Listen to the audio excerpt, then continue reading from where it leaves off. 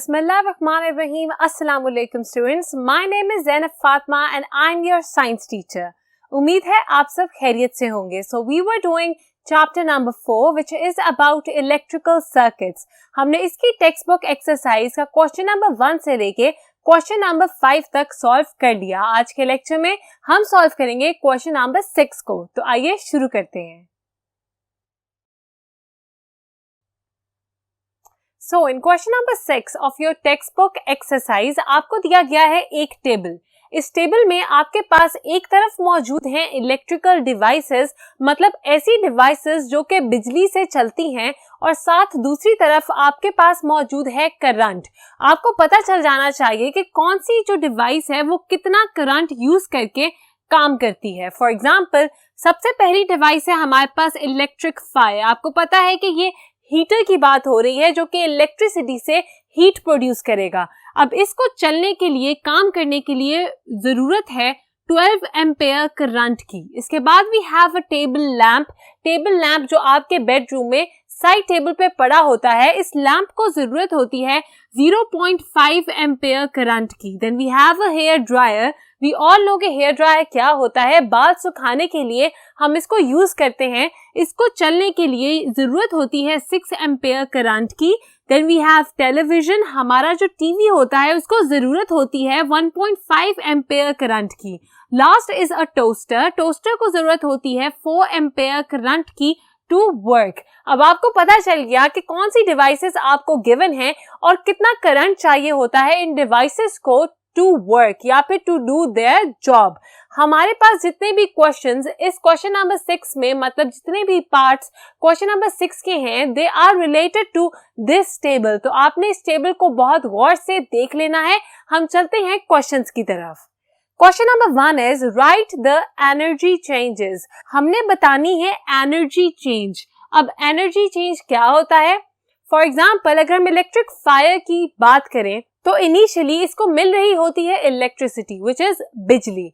अगर electric fire को electricity मिल रही है तो ये हमें उसकी जगह इलेक्ट्रिसिटी नहीं दे रहा, ये हमें दे रहा है heat. Heat is also a form of energy. तो यहाँ पे इलेक्ट्रिसिटी जो कि एक एनर्जी की टाइप थी वो कन्वर्ट हो गई हीट में, जो कि एक और एनर्जी की टाइप है. तो हमने यहाँ यही बताना है कि कौन सी डिवाइस किस एनर्जी को कौन सी एनर्जी में कन्वर्ट कर रही है. इनिशियल एनर्जी हम सबको पता है दैट इट इज इलेक्ट्रिसिटी, क्योंकि यहाँ तमाम इलेक्ट्रिक डिवाइसेस गिवन है. तो इलेक्ट्रिसिटी मतलब इलेक्ट्रिक एनर्जी को कौन सी डिवाइस किस एनर्जी में कन्वर्ट करेगी हम यहाँ पे लिखेंगे एज एन आंसर. तो आप मेरे साथ साथ नोट डाउन करते जाइएगा. Number first is electric fire. हमारी सबसे पहली डिवाइस है इलेक्ट्रिक फायर. तो आपको पता है कि यहाँ पे ये इलेक्ट्रिसिटी को कन्वर्ट करती है इनटू हीट एनर्जी. तो आप यही लिखेंगे इसके आंसर में.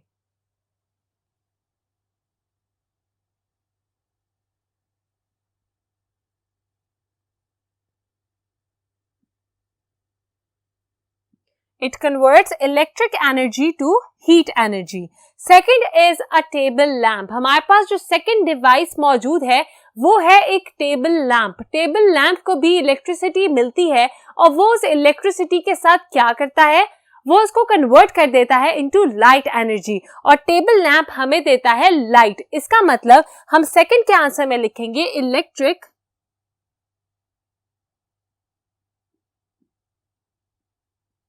To light. यहाँ इलेक्ट्रिक एनर्जी जो है वो कन्वर्ट हो रही है इनटू लाइट एनर्जी. चलते हैं इसके बाद वाली डिवाइस की तरफ. तो इसके बाद हमारी जो डिवाइस है it is a hair dryer. Hair dryer जो है वो भी बिजली से चलता है. इसका मतलब कि उसने इलेक्ट्रिसिटी को, मतलब इलेक्ट्रिक एनर्जी को कन्वर्ट करना है किसी और एनर्जी में. आपको पता है कि हेयर ड्रायर से हमें मिलती है हवा और वो होती है गर्म. इसका मतलब कि ये इलेक्ट्रिक एनर्जी को सिर्फ हवा में नहीं बल्कि हीट में भी कन्वर्ट कर रहा है. We will write over here electric into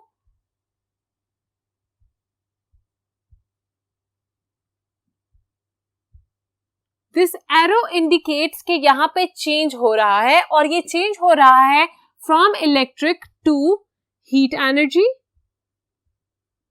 plus mechanical energy.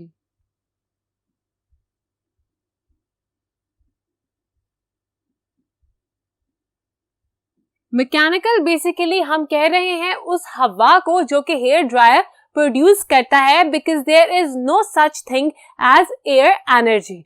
तो हम इसको लिखेंगे मैकेनिकल एनर्जी। मुझे उम्मीद है कि आप मेरे साथ साथ तमाम आंसर्स नोट डाउन कर रहे हैं।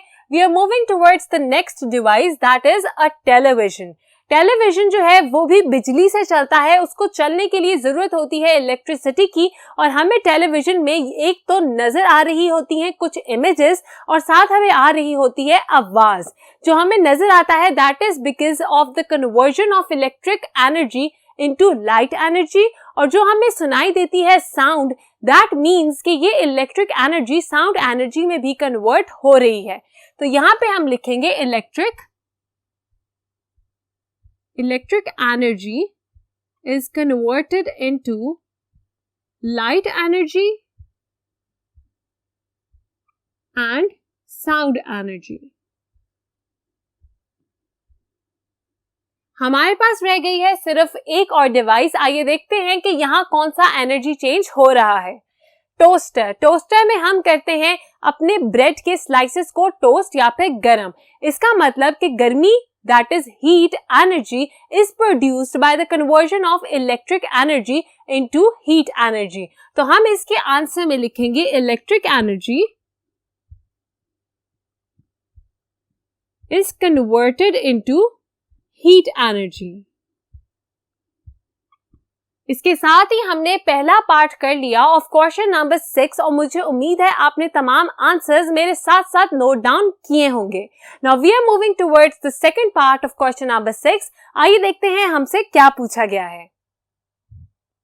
Which electrical device has, कौन सी ऐसी इलेक्ट्रिकल डिवाइस है जिसके अंदर द लार्जेस्ट करंट फ्लोज, जिसके अंदर सबसे ज्यादा करंट फ्लो कर रहा है, and secondly the smallest current flow, और जिसके अंदर सबसे कम करंट फ्लो कर रहा है। आपके पास जो टेबल गिवन है टेक्स्ट बुक एक्सरसाइज में भी और जो मैंने भी ड्रॉ किया, उसमें डिवाइसेस के सामने उनके करंट लिखे हुए हैं। That is the amount of current जो उनके अंदर से फ्लो कर रहा है। हम देखेंगे कि लार्जेस्ट वैल्यू कौन सी है और सबसे छोटी वैल्यू कौन सी है।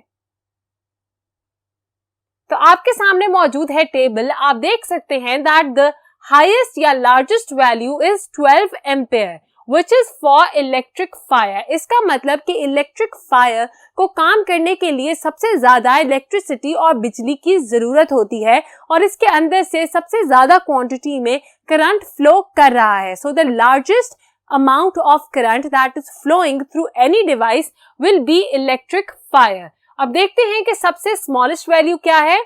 The smallest value is 0.5 ampere, जो कि है फॉर टेबल लैंप। इसका मतलब कि टेबल लैंप सबसे कम इलेक्ट्रिसिटी कंज्यूम करेगा, and this is the smallest amount of current that is flowing through any device in the table. तो लार्जेस्ट करंट फ्लो कर रहा है फ्रॉम इलेक्ट्रिक फायर और स्मॉलेस्ट करंट फ्लो करेगा फ्रॉम टेबल लैंप। तो हम यही लिखेंगे इसके आंसर में। The largest current flows through electric fire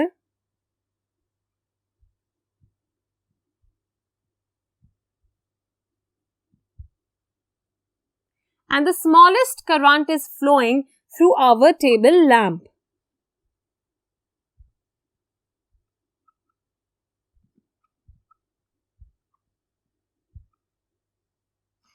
अब हम जा रहे हैं क्वेश्चन नंबर 3 की तरफ। आइए देखते हैं कि क्वेश्चन नंबर 3 में हमसे क्या पूछा गया है। Explain why the toaster needs a thicker wire than a television to connect to the main supply। यहाँ पे जो कॉन्सेप्ट मैं आपको बताने लगी हूँ आपने बहुत ज्यादा ध्यान से सुनना है। Explain why the toaster needs thicker wire। एक टोस्टर के अंदर हम लगाते हैं थिकर वायर, मतलब ऐसी वायर जिसकी जो सर्कमफेरेंस है वो ज्यादा हो, वो थिक हो।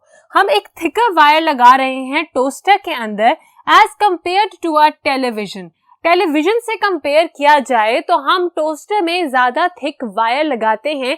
अगर हम साइज देखें दोनों डिवाइसेस का तो आपको लगेगा कि क्योंकि टेलीविजन एक बड़ी डिवाइस है तो उसको ज्यादा करंट की जरूरत है, इसीलिए हम उसमें लगाएंगे मोटी वायर, मगर that is not the case. हमें टोस्टर में ज्यादा मोटी वायर लगानी होती है और उसकी वजह क्या है?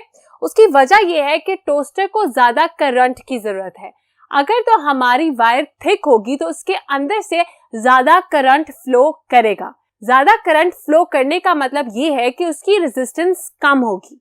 सो रिमेंबर कि जब भी हमारी वायर थिन होगी, मतलब पतली होगी, तो उसकी रेजिस्टेंस ज्यादा होगी, उसके अंदर से कम करंट फ्लो करेगा। अगर तो हमारी वायर थिक होगी तो उसके अंदर से ज्यादा करंट फ्लो करेगा और उसकी रेजिस्टेंस कम होगी, लो होगी। So always remember that current and resistance are inversely proportional to each other. एक चीज जब ज्यादा होगी तो दूसरी चीज कम होगी। अगर करंट ज्यादा है तो याद रखिएगा रेजिस्टेंस उस वायर की कम है, अगर रेजिस्टेंस ज्यादा है तो याद रखिएगा कि करंट उस वायर में कम फ्लो कर रहा है। तो टोस्टर को ज्यादा करंट की जरूरत है, इसीलिए हम एक कम रेजिस्टेंस वाली वायर, मतलब थिक वायर यूज करेंगे उसके लिए। आइए देखते हैं कि इसके आंसर में मैंने क्या लिखा है। तो इसके आंसर में मैंने लिखा to carry a larger current with less resistance. वही कॉन्सेप्ट है जो कि मैंने आपको अभी डिटेल में बताया कि जब भी हम थिकर वायर यूज करेंगे तो उसके अंदर से ज्यादा करंट फ्लो करेगा और तभी हम कहेंगे कि इसकी रेजिस्टेंस है कम। It has a less resistance, तभी इसके अंदर से करंट ज्यादा फ्लो कर रहा है। तो टोस्टर में ज्यादा थिकर वायर यूज करने की वजह ये है because it can carry a larger amount of current with less resistance। इसके साथ ही हमने ये क्वेश्चन भी सॉल्व कर लिया। We are left with question number 4 and question number 5। Question number 4 और क्वेश्चन नंबर 5 में हमारी यहाँ बात हो रही है फ्यूज की। फ्यूज क्या होता है वो हम पहले समझेंगे और उसके बाद हम सॉल्व करेंगे क्वेश्चन नंबर 4। इसका मतलब कि सीक्वेंस में आपके लिए थोड़ा सा चेंज कर रही हूँ। सबसे पहले हम करेंगे 5th question, that is how fuses work. Fuse किस तरह से काम करता है और and why are they important, और वो इतने इम्पोर्टेंट क्यों होते हैं। फ्यूज जो है वो एक छोटी सी डिवाइस होती है और इसको एक बहुत ज्यादा रेजिस्टेंस वाले वायर के साथ बनाया जाता है। ज्यादा रेजिस्टेंस वाले वायर का क्या असर होगा? वही होगा जो अभी मैंने आपको पिछले बोर्ड पे बताया, उसके अंदर से कम करंट फ्लो करेगा। तो अगर तो हमारी डिवाइस को 50 एम्पेयर करंट चाहिए तो जो फ्यूज है वो हम लगा सकते हैं 50 एम्पेयर का, या फिर 50 से 1, 2 या फिर 5 एम्पेयर ज्यादा का। उससे होता यह है कि जब भी हमारा मेन सप्लाई ज्यादा करंट फ्लो करवा देता है तो हमारे डिवाइस और मेन सप्लाई के बीच में लगा होता है फ्यूज। फ्यूज ने अपने अंदर से 50 एम्पेयर से ज्यादा करंट फ्लो नहीं होने दिया और ये हुआ कि वो डिवाइस तो बच गई और पीछे जो फ्यूज है वो उड़ गया। इसीलिए जो फ्यूज होते हैं वो बहुत फ्रीक्वेंटली ऑफ हो जाते हैं, खराब हो जाते हैं। मगर आप नोटिस कीजिएगा कि जब भी आप अपनी डिवाइस के साथ फ्यूज लगाएंगे तो आपकी डिवाइस हमेशा सेफ रहेगी। आइए पहले हम आंसर को रीड करते हैं, फिर फर्दर इसको डिस्कस करेंगे। Fuse is made of a wire with a high resistance. Fuse बनाई जाती है ऐसी वायर से जिसकी रेजिस्टेंस ज्यादा हो। इसका मतलब कि उसके अंदर से करंट फ्लो कम करेगा। When too much current flows through this wire, जब बहुत ज्यादा करंट फ्लो करेगा इस वायर में से, it melts, वो मेल्ट कर जाएगी। अगर बहुत ज्यादा करंट फ्लो करेगा उस वायर में से, मतलब फ्यूज में से, तो फ्यूज की जो वायर है वो मेल्ट कर जाएगी। जब वो मेल्ट करेगी तो जो सर्किट है वो ब्रेक हो जाएगा। This breaks the circuit. Circuit break हो गया बिकॉज यू नो कि सर्किट पूरा बनाने के लिए इट इज इम्पोर्टेंट कि तमाम चीजें आपस में कनेक्ट हुई हुई हो। अगर कोई बीच की वायर मेल्ट हो जाएगी तो ऑब्वियसली पूरा सर्किट जो है वो ब्रेक हो जाएगा, वो टूट जाएगा। जब सर्किट टूट जाएगा it keeps the connected device safe. तो जो भी हमने डिवाइस उसके साथ कनेक्ट की होगी वो सेफ रहेगी, उस तक ज्यादा करंट नहीं पहुंचेगा और उस डिवाइस की जगह हमारा फ्यूज जो है वो खराब हो जाएगा, मेल्ट कर जाएगा, या हम जिसको आम जुबान में कहते हैं कि उड़ जाएगा। इसका मतलब ये है कि डिवाइस को सेफ रखने के लिए इट इज इम्पोर्टेंट कि हम उसके साथ फ्यूज लगाएं। अब आपको पता चल गया कि फ्यूज होता क्या है। If you know कि what is a fuse, then we can solve question number 4। तो आइए अब देखते हैं कि क्वेश्चन नंबर 4 में हमसे क्या पूछा गया है इस फ्यूज से मुतालिक। Which of these fuse will you use to protect? हमारे पास 3 फ्यूज गिवन है। एक जो है वो है 3 एम्पेयर का, दूसरा है 5 एम्पेयर का और तीसरा फ्यूज है 13 एम्पेयर का। हमसे ये पूछा गया है कि हमारे पास 3 डिवाइसेस हैं, ये वही डिवाइसेस हैं जो अभी हमने टेबल में देखी थी। अब इन डिवाइसेस को अगर हमने प्रोटेक्ट करना है तो हम कौन सा फ्यूज किस डिवाइस के साथ लगाएंगे। उसके लिए इम्पोर्टेंट है कि हमें पता हो कि कौन सी डिवाइस कितने करंट पे चलती है, क्योंकि उतना करंट उस तक फ्लो होना जरूरी है। फॉर एग्जाम्पल, अगर इलेक्ट्रिक फायर 12 एम्पेयर करंट के साथ चलती है तो हम इसके ऊपर 3 एम्पेयर का फ्यूज नहीं लगा सकते, क्योंकि 3 एम्पेयर का फ्यूज अपने अंदर से सिर्फ 3 एम्पेयर करंट ही फ्लो होने देगा। अगर ऐसा हुआ तो हमारी इलेक्ट्रिक फायर जो डिवाइस है वो नहीं चलेगी, because it requires 12 ampere current. तो हम पहली डिवाइस के लिए यूज करेंगे अ फ्यूज ऑफ 13 एम्पेयर।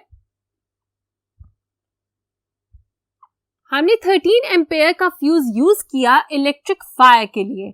उससे हमें फायदा ये होगा कि इस फ्यूज में से 12 एम्पेयर करंट फ्लो करके इलेक्ट्रिक फायर तक पहुंच जाएगा और हमारी डिवाइस चलती रहेगी। मगर अगर पीछे से कोई खराबी हो जाए मेन सप्लाई में और वो दम से बहुत ज्यादा करंट देने लग जाए या अपनी वायर में से या सर्किट में से फ्लो करवाने लग जाए, तो हमारे इस फ्यूज की वजह से सिर्फ 13 एम्पेयर करंट जो है वो इलेक्ट्रिक फायर तक पहुंचेगा।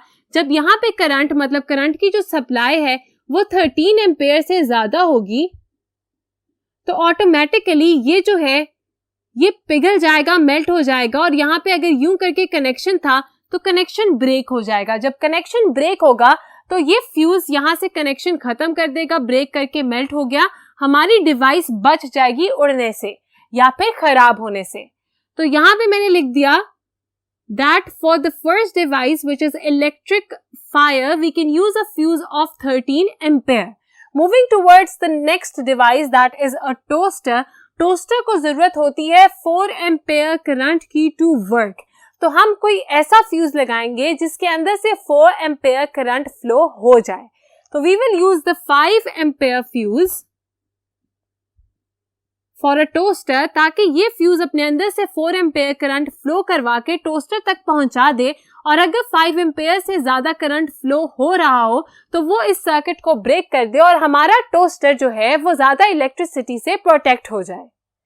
Moving towards the third device which is a table lamp. Table lamp को 0.5 एम्पेयर करंट की जरूरत होती है। हम इसके सामने लगा देते हैं 3 एम्पेयर का fuse which is the double of 0.5, मतलब the amount of current जो कि टेबल लैंप को चाहिए हमने उस करंट से डबल का फ्यूज लगा दिया है। मगर इसका मतलब ये है कि अगर 3 एम्पेयर तक करंट भी टेबल लैंप तक पहुंचा तो उसको ज्यादा फर्क नहीं पड़ेगा, हमारी सिर्फ जो ब्राइटनेस है लाइट की वो बहुत ज्यादा हो जाएगी और हमें पता चल जाएगा कि बहुत ज्यादा करंट जो है वो इसके अंदर से फ्लो कर रहा है।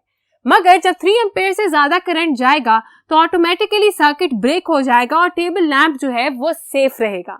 सो we have answered all the parts of question number 6। हमने क्वेश्चन नंबर 6 को आज सॉल्व कर लिया।